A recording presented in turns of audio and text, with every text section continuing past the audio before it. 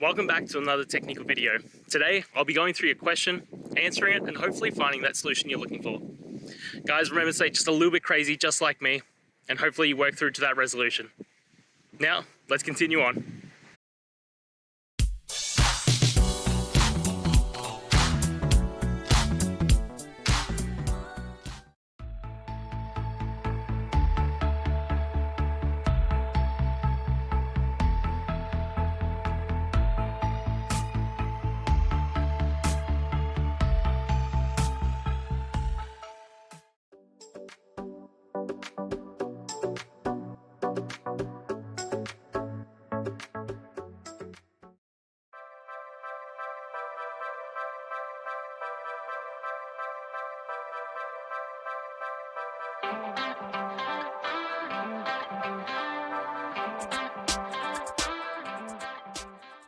I hope that's found the resolution that you're looking for and you managed to work your way through your issue.